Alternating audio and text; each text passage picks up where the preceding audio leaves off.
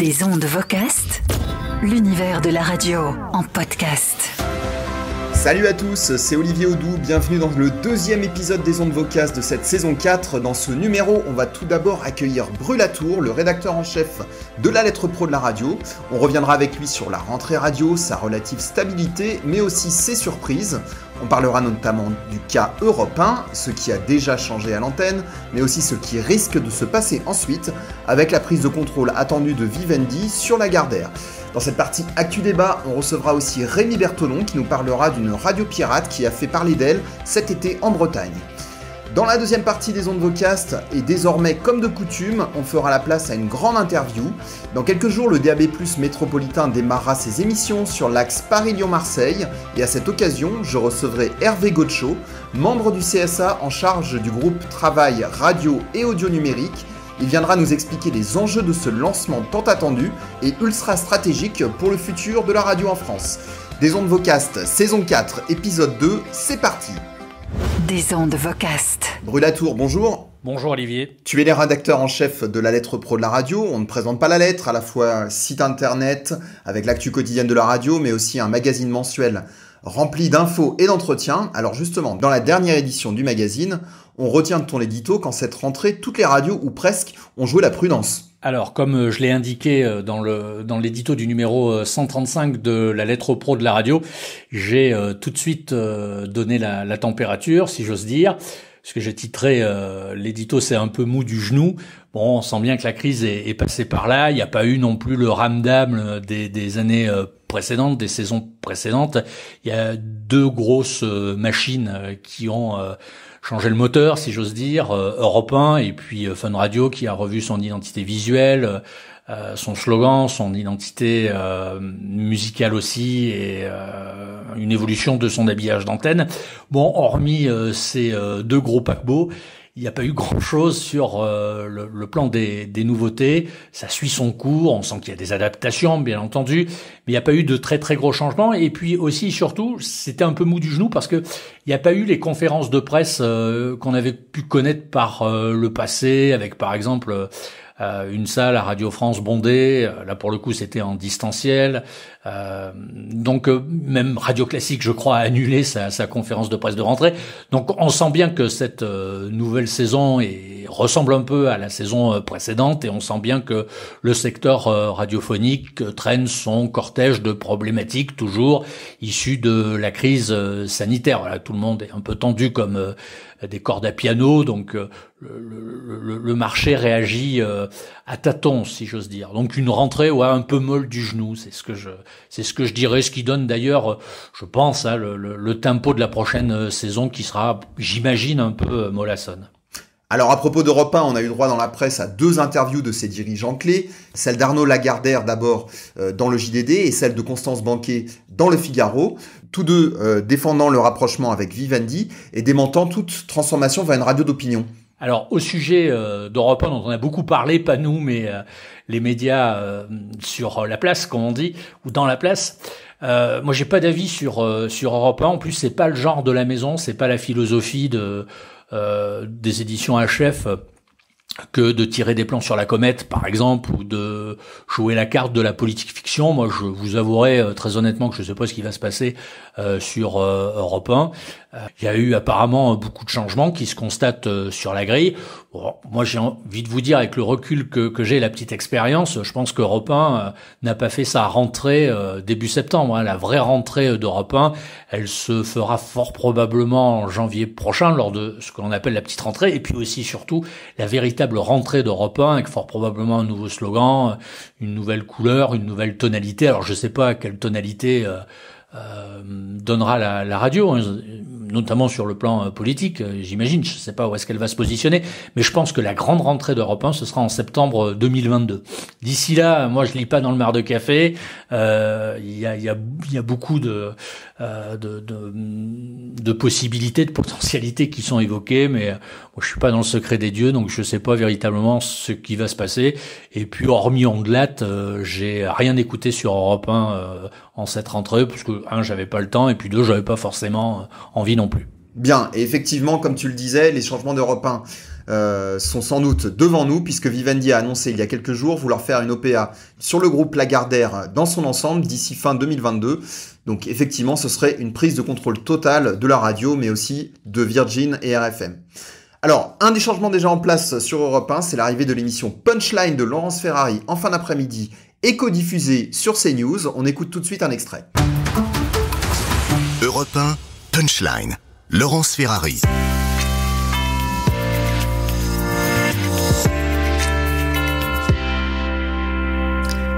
Et il est 18h sur CNews et sur Europe 1. Bienvenue si vous nous rejoignez à l'instant. Que se passe-t-il dans les stades de foot? La hargne, voire plus, entre les supporters atteints de nouveaux sommets. Hier, plusieurs matchs de Ligue 1 ont été émaillés de violence, notamment lors de ces débordements que nous allons voir. La commission de discipline se réunit en ce moment même pour décider des sanctions à prendre. On regarde et on écoute surtout ce reportage de Benjamin Breteau. C'est une triste habitude qui s'est emparée des stades de Ligue 1.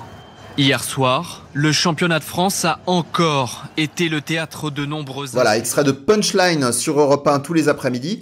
Alors, Brûlatour sur RMC, il y a à la fois de la stabilité avec Apolline de Malherbe le matin, qui entame sa seconde saison, les grandes gueules toujours en place depuis 20 ans, mais aussi quelques nouveautés avec par exemple l'arrivée d'Estelle Denis pour un talk à la mi-journée. Alors, même cause, mêmes effets, j'ai envie de dire, pour RMC, je me positionne comme un auditeur lambda, donc moi je vous dirais que les écrans publicitaires le matin, j'ai vraiment de grosses difficultés. Plus je vieillis, plus j'ai des difficultés à me les avaler, surtout quand ils sont nombreux entre 6h et 9h. C'est devenu pour moi un frein. Alors j'ai réécouté les grandes gueules en ce début de saison. Voilà, c'est punchy, l'habillage est génial. Bon, les grandes gueules qui composent l'équipe sont véritablement des grandes gueules. Voilà, on peut forcément des choses à dire. C'est souvent de l'enfonçage de porte ouverte, si j'ose dire, mais ça fait réagir l'auditeur. Donc il y a beaucoup, si j'ose dire, d'engagement sur l'antenne. Ça, c'est intéressant pour le matérialiser comme étant un levier d'audience. Ensuite, Estelle Denis, on a fait une page avec elle. Apparemment, c'est une journaliste qui est très très sympa. C'est Olivier Malcura de mémoire qui a fait cette page-là. Moi, j'ai pas eu le temps de l'écouter. Et puis, je vous dirais aussi, pour être franc, que j'ai pas écouté les après-midi non plus, parce que là, pour le coup, je suis pas très sport, moi. Donc, le foot, le rugby et les autres sports, c'est pas mon kiff. Donc, par voie de conséquence, j'ai un peu survolé aussi cette année RMC. Alors, je sais pas si Estelle Denis arrivera à catalyser sur l'antenne. Comme on dit chez nous, c'est surtout à la fin de la foire qu'on compte les boosts, donc on verra ça en juin prochain, mais il faut lui souhaiter beaucoup de courage. Voilà, à mon avis, elle prend le taureau par les cornes, donc advienne qui pourra, et le meilleur pour elle forcément. Alors, tout va bien pour France Inter, qui a pris la tête des audiences depuis quelques temps déjà au niveau national. Qu'est-ce qu'on peut retenir de la rentrée de Radio France dans son ensemble ? Alors, ce qui a marqué les esprits pour Radio France, c'est la conférence de presse de rentrée qui s'est encore une fois tenue en distanciel, et puis à ceci près qu'elle s'est tenue aussi parallèlement dans 4 ou 5 stations locales de France Bleu. Donc ça donne le tempo à Radio France. Ils misent sur la proximité cette année. Moi, je suis véritablement très curieux de savoir comment va être matérialisée la prochaine saison sur France Bleu en termes de stratégie. On sent bien qu'il y a une volonté de rajeunir le public. On a reçu des ordres pour certainement faire baisser la moyenne d'âge de l'auditeur. Ça s'est senti dès cet été avec des rendez-vous un peu à la Night Fever le week-end sur France Bleu. On le sent sur la programmation musicale qui rajeunit.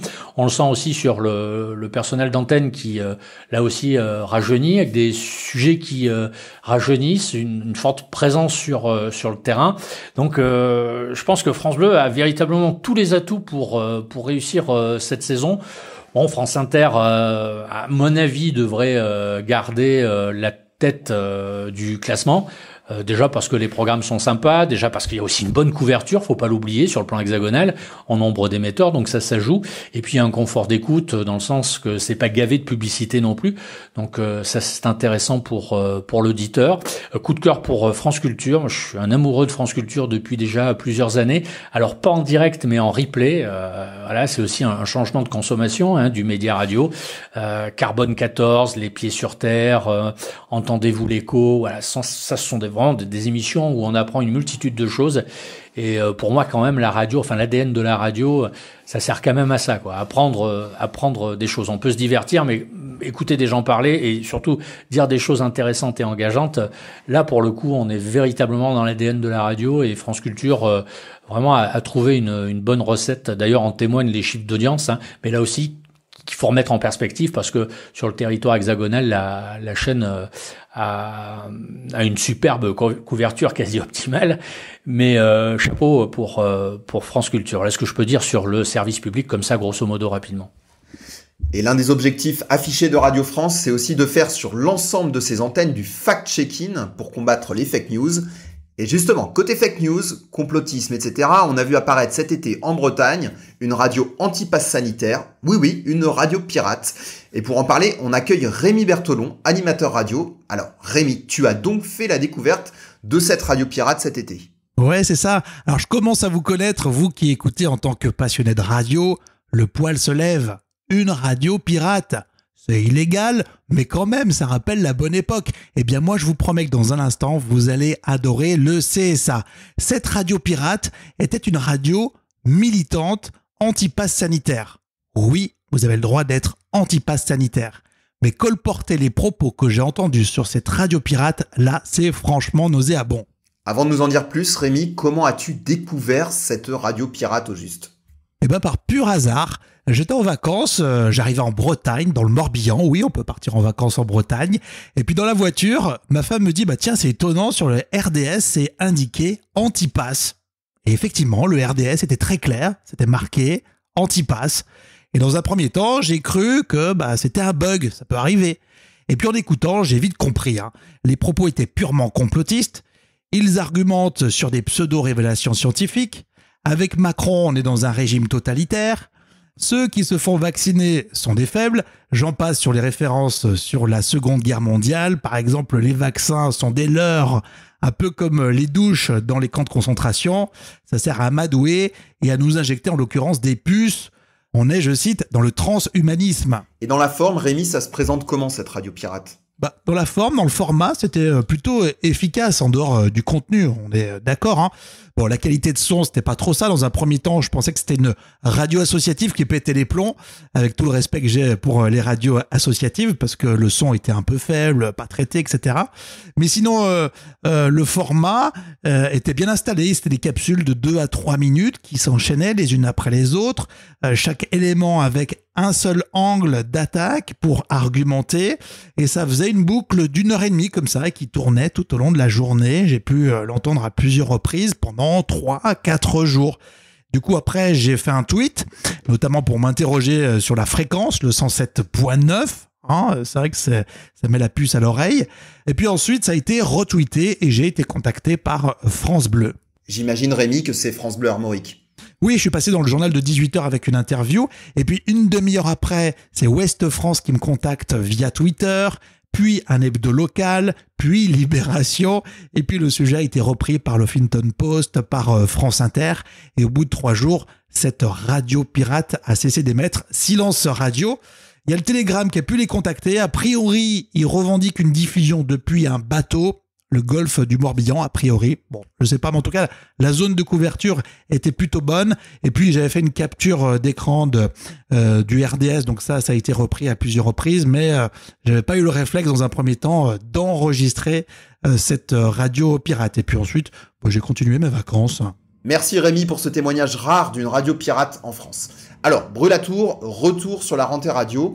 Et cette fois, côté musical, alors sur Énergie, c'est la grande stabilité. Il faut dire que ces deux talks, Manu le matin et Coé l'après-midi, sont très bien implantés, avec désormais respectivement 4 heures et 5 heures d'antenne chacun. Coé qui d'ailleurs a fait la une du dernier mag. Alors c'est Coé qui a fait la une du précédent numéro, effectivement. Coé, c'est un animateur qui a commencé dans les radios locales, donc il est très accessible.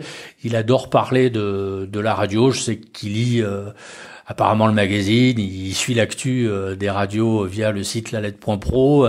Quand on lui demande de passer au salon, il est là. Donc c'est une personne qui est très intéressante.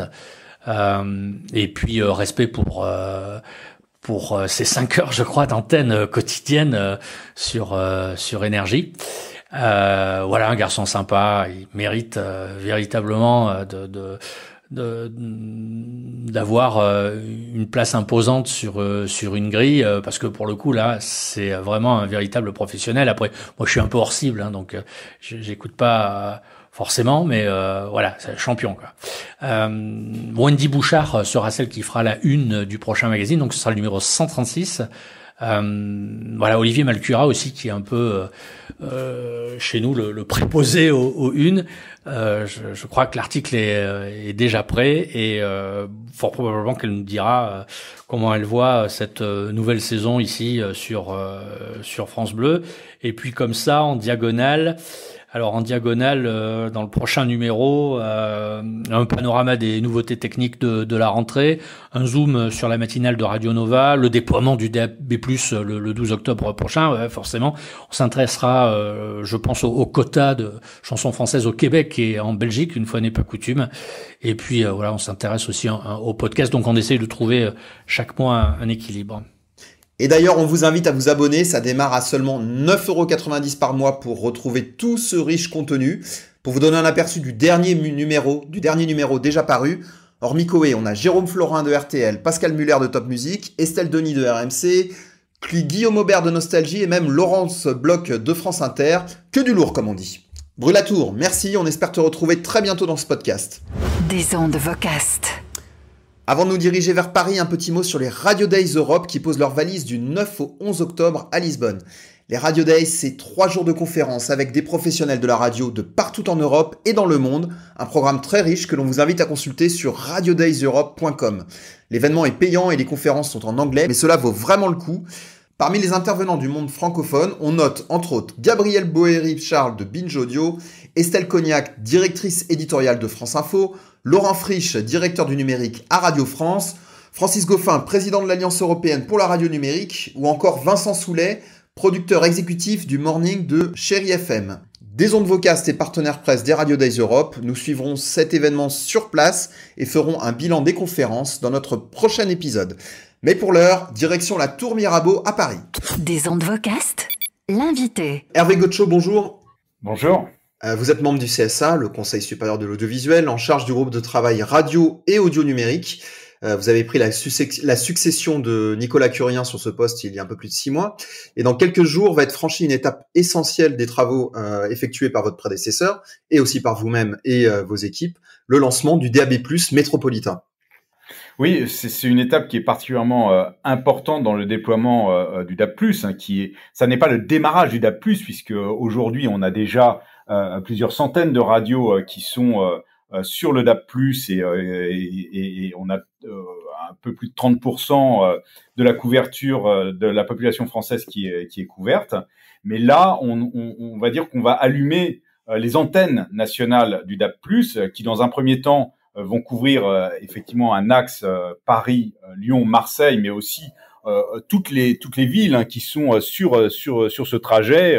On peut citer Auxerre, Beaune, Dijon, Chalon-sur-Saône, Mâcon, Valence, Orange, Avignon, Aix-en-Provence, comme ça en descendant vers le sud sur 2000 kilomètres d'autoroute et les villes qui sont avoisinantes ou par lesquelles passe cette autoroute. Et puis après, ces antennes nationales vont être appelées dans le temps à se déployer pour avoir une couverture, j'espère demain, enfin dans quelques temps en tout cas, de 100% de couverture. Alors c'est important en termes de couverture, ça fera 25% de la population qui va être couverte sur ces antennes nationales, en plus de ce qui est déjà existant sur les étendues et les locaux.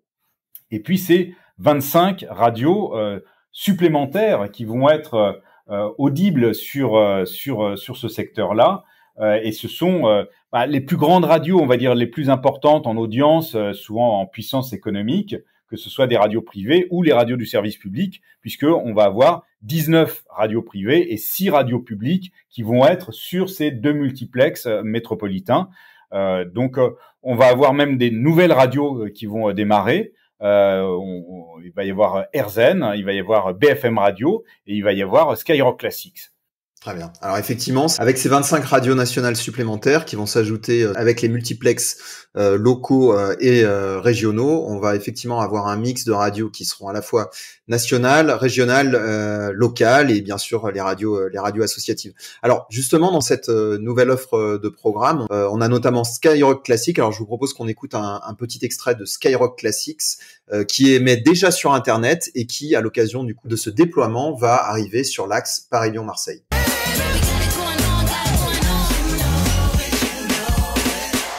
Au départ, ils n'étaient que sur Skyrock. Aujourd'hui, tu les entends partout. Skyrock Classics.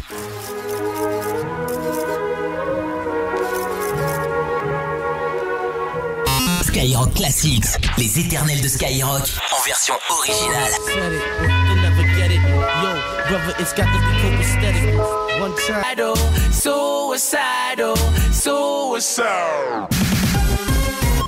Tu les écoutes toute la journée sur Skyrock. I'm in love with the shape of you. Une dernière danse ensemble avant que tout s'éteigne. Bazardeux, elle est bazardeux. Mon petit loup, mon petit loup, mon petit loup, mon petit loup. C'est comment tu Skyrock Radio. Skyrock Classics. KLA2SIKS. Voilà, c'était Skyrock Classic qui arrive donc sur le DAB+ métropolitain le 12 octobre. Alors, hormis l'allumage des émetteurs sur cet axe, est-ce qu'il y a des événements qui sont prévus à l'occasion de ce lancement ? Bah écoutez, je pense que ça va être une très belle occasion de faire connaître le DAB+ aux Français. C'est vrai que jusqu'à présent, c'est une technologie qui est encore peu connue, mais ce qui était un peu normal parce qu'on n'avait qu'un Français sur 3 qui avait effectivement accès au DAB+. Donc, si on en parlait trop, on risquait de créer une déception si les gens achetaient des postes de radio équipés d'une puce DAB et qui n'aient pas été dans une zone de couverture. Là maintenant, on passe, on va dire, à une étape beaucoup plus importante avec le démarrage des multiplex métropolitains.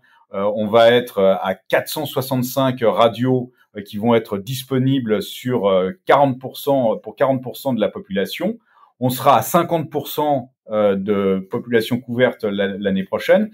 Donc, c'est vraiment maintenant qu'il faut que les Français s'emparent de cette technologie, mais ils ont pu s'emparer d'autres technologies et d'autres usages. Et donc, effectivement, on compte sur les éditeurs qui sont impliqués dans cette aventure, si j'ose dire, pour parler du DAB+, le faire connaître, les éditeurs, mais aussi les constructeurs qui maintenant doivent forcément mettre en vente des postes de radio ou des autoradios sur les voitures neuves qui sont équipées d'une puce DAB. C'est une obligation légale depuis décembre de l'année dernière.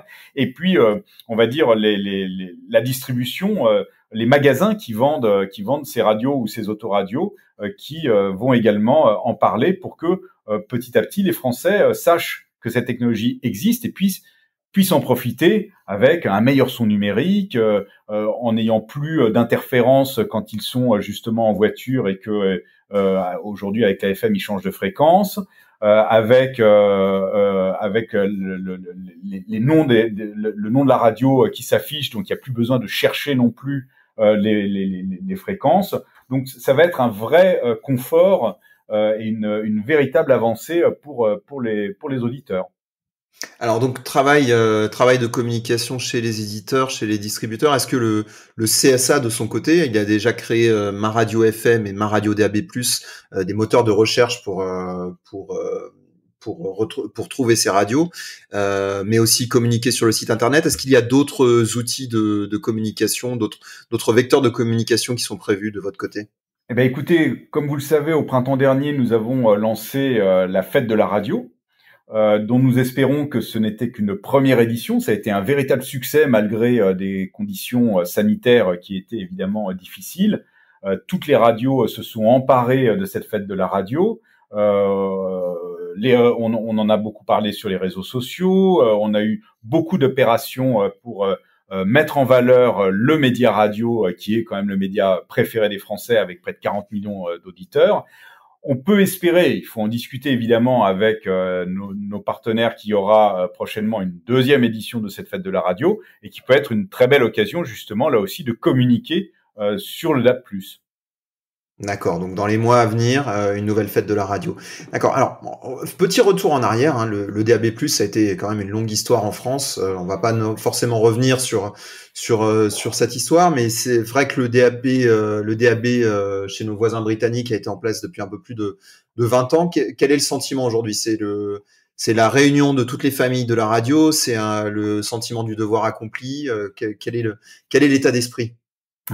Je pense que ce sera le sentiment du devoir accompli quand on aura 100% de couverture du DAB, que tous les Français seront équipés en radio DAB et que toutes les radios seront disponibles sur le DAB. Là, on sera effectivement dans le devoir accompli. On n'en est pas encore là et il y a encore du travail à faire. Alors oui, effectivement, les démarrages ont été peut-être un petit peu lent au goût de certains, mais il fallait le temps que chacun s'empare de cette technologie et en réalise l'importance et l'impact sur le secteur de la radio et auprès du public.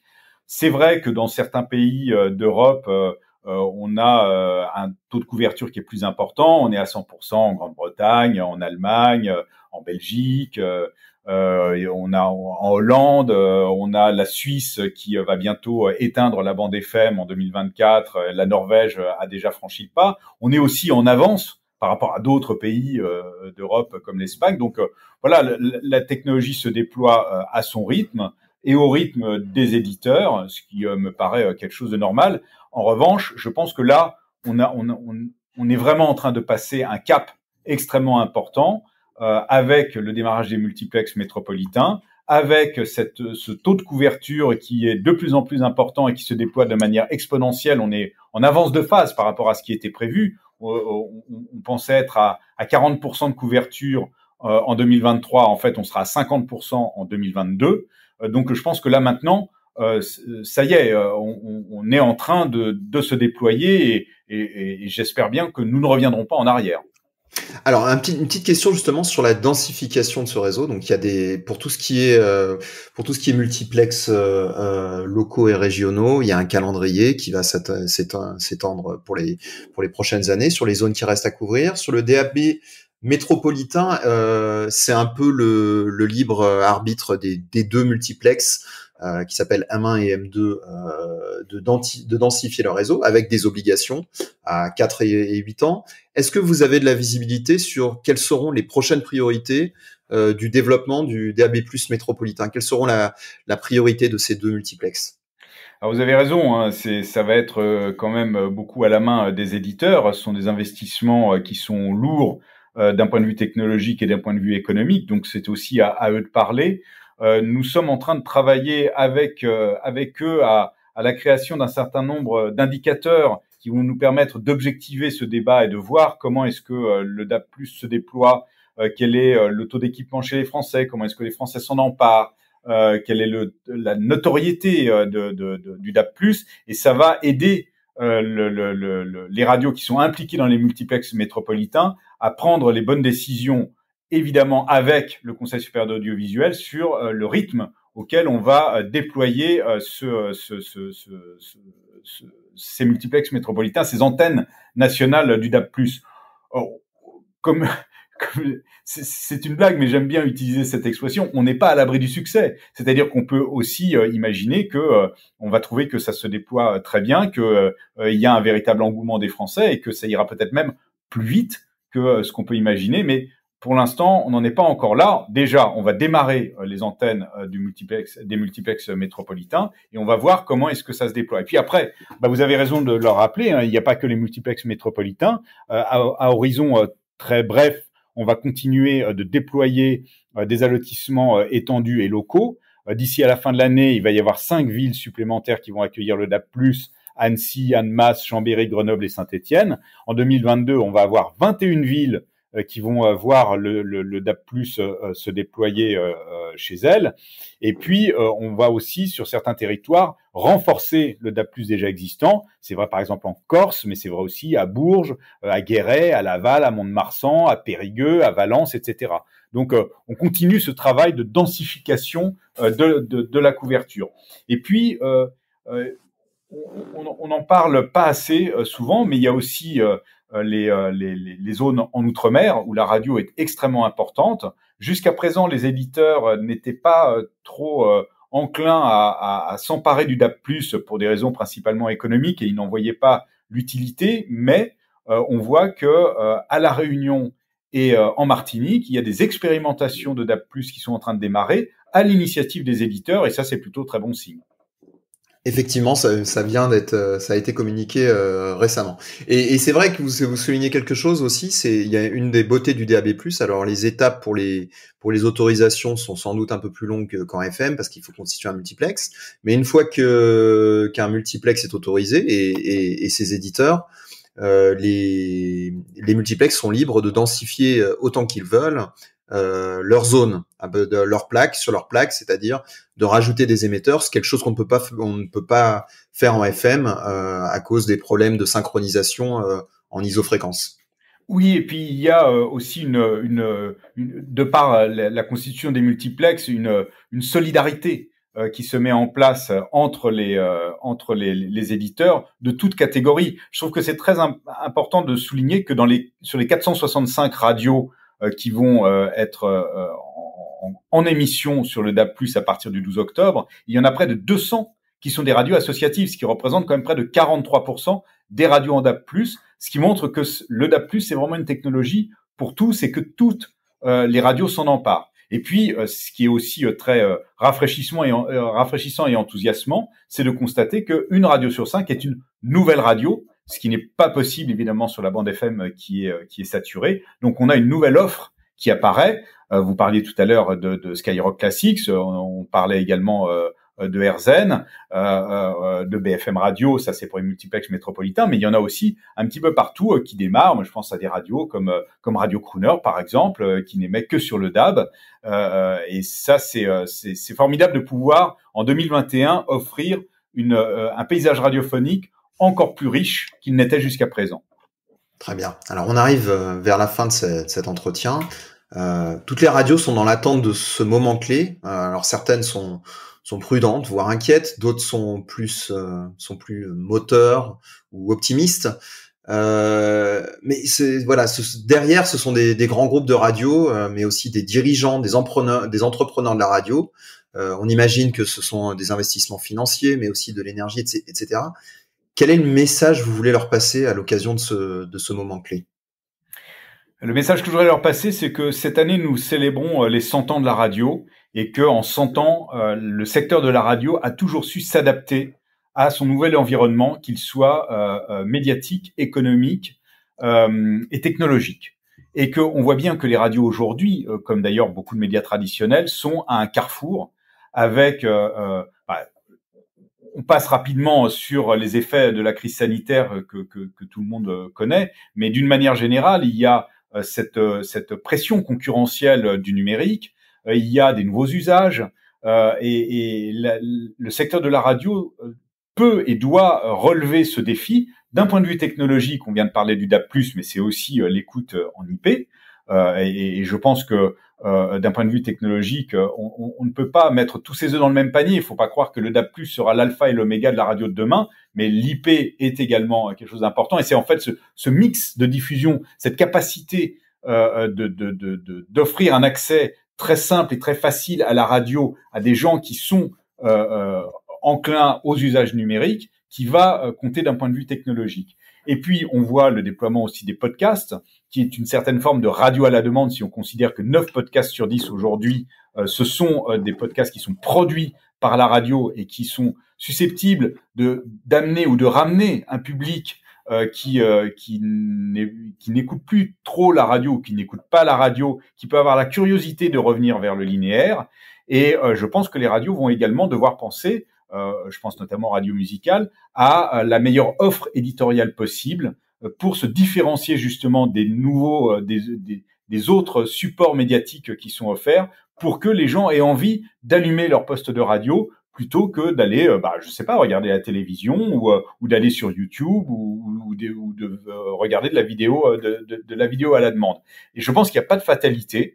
Et je pense que le DAB+ est une brique extrêmement importante de cette nouvelle révolution à laquelle la radio est confrontée dans son ensemble. Et je suis absolument certain que le secteur a toute la ressource nécessaire pour pouvoir franchir ce pas et rester le média préféré des Français. Effectivement, et les radios et les éditeurs l'ont bien compris avec cette notion de mix, avec la FM, le DAB+, mais aussi des initiatives récentes comme Radio Player, bien sûr, le développement des podcasts. Justement, un mot sur la FM. Il y a encore des appels à candidature en FM et les services du CSA travaillent encore pour essayer de dégager des nouvelles fréquences sur certaines zones. Alors, elles sont très rares. Pour vous, la FM va rester combien de temps? 40 ans, comme les grandes ondes sont restées 40 ans en parallèle de la FM? Écoutez, c'est difficile à dire. J'ai presque envie de dire que ça n'est pas au CSA de répondre à cette question. On a la chance, d'une certaine manière, d'avoir la possibilité de juxtaposer ces deux technologies de diffusion que sont le DAB+ et la FM. Il n'y a pas d'obligation de faire un switch, si vous me passez l'expression anglaise, généralisé, comme ça a été le cas, par exemple, pour passer à la TNT pour la télévision. Donc, il va appartenir aux éditeurs et aux auditeurs de voir quels usages ils font de la FM par rapport au déploiement et à la montée en charge du DAB+. On peut imaginer, et encore une fois, il n'y a pas de décision à prendre maintenant, mais on peut imaginer que le jour où on aura 100% de couverture du DAB+ en France, que tous les auditeurs seront équipés d'une radio DAB, que tous les éditeurs seront montés sur le DAB, qu'à un moment, on se rende compte tous collectivement, ce qui est en train de se produire notamment en Suisse actuellement, que finalement, la FM n'a plus vraiment l'usage qu'on pouvait en avoir jusqu'à présent, et qu'il n'y a plus de nécessité d'être sur la bande FM. Mais on n'en est pas là. Et en termes de calendrier, je n'ai absolument aucun calendrier à annoncer. Ce calendrier, il va principalement appartenir aux éditeurs. Hervé Gaucho, merci beaucoup. Bon courage pour les dernières étapes de ce lancement. Et puis c'est moi qui vous remercie. On espère vous retrouver bientôt. Pourquoi pas dans la prochaine édition de la fête de la radio. Merci encore. Avec grand plaisir, je l'espère. Merci à vous. Au revoir. Au revoir. Des ondes Vocast, l'univers de la radio en podcast. Et voilà, Des ondes Vocast, c'est terminé pour cette fois-ci. On se retrouve le mois prochain avec encore plus d'infos radio, et notamment un zoom sur les Radio Days Europe et une petite incursion dans le monde des radios associatives. À la prochaine. Des ondes Vocast.